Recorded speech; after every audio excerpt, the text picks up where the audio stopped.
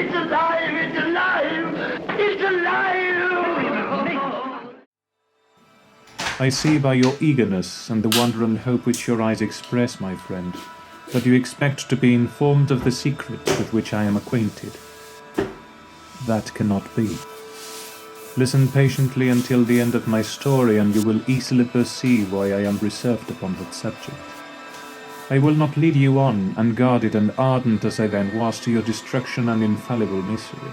Learn from me, if not by my precepts, at least by my example, how dangerous is the acquirement of knowledge, and how much happier that man is who believes his native town to be the world, than he who aspires to become greater than his nature will allow.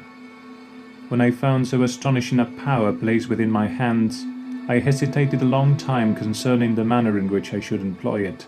Although I possessed the capacity of bestowing animation, yet to prepare a frame for the reception of it, with all its intricacies of fibers, muscles, and veins, still remained a work of inconceivable difficulty and labor. I doubted at first whether I should attempt the creation of a being like myself, or one of simpler organization, but my imagination was too much exalted by my first success to permit me to doubt of my ability to give life to an animal as complex and wonderful as man. The materials at present within my command hardly appeared adequate to so arduous an undertaking, but I doubted not that I should ultimately succeed. I prepared myself for a multitude of reverses, my operations might be incessantly baffled, and at last my work be imperfect. Yet when I considered the improvement which every day takes place in science and mechanics, I was encouraged to hope my present attempts would at least lay the foundations of future success.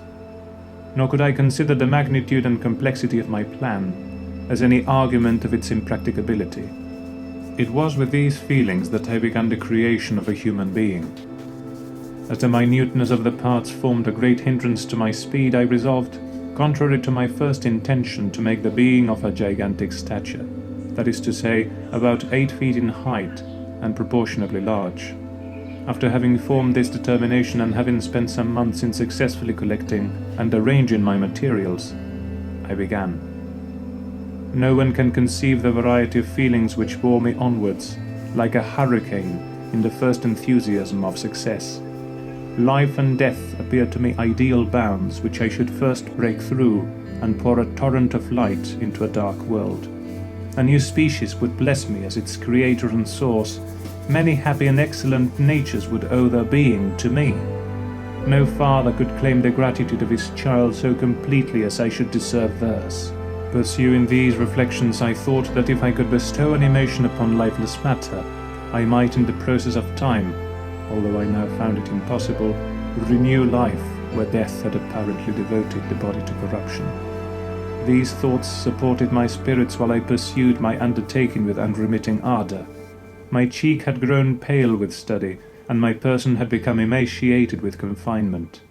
Sometimes on the very brink of certainty I failed, yet still I clung to the hope which the next day or the next hour might realize.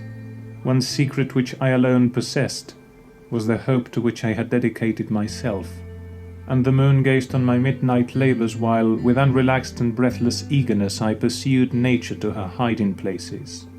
Who shall conceive the horrors of my secret toil as I dabbled among the unhallowed damps of the grave? So, I'm at a stage now where his face is pretty much complete. So the plan from the start was to have a lot of this vibrant pink showing through. And now I have no idea which bits to leave, which bits to cover. So I think what I'm going to do is get all the background tones in, create that sort of moody, dark atmosphere, and hope then that I can see which of these shapes need to stay. I kept my workshop of filthy creation. My eyeballs were starting from the sockets in attending to the details of my employment. The dissecting room and the slaughterhouse furnished many of my materials, and often did my human nature turn with loathing from my occupation, whilst, still urged on by an eagerness which perpetually increased, I brought my work near to a conclusion. The summer months passed while I was thus engaged, heart and soul, in one pursuit. It was a most beautiful season, never did the fields bestow a more plentiful harvest or the vines yield a more luxuriant vintage. But my eyes were insensible to the charms of nature, and the same feelings which made me neglect the scenes around me caused me also to forget those friends who were so many miles absent, and whom I had not seen for so long a time. I knew my silence disquieted them, and I well remembered the words of my father. It's alive! It's alive! It's alive!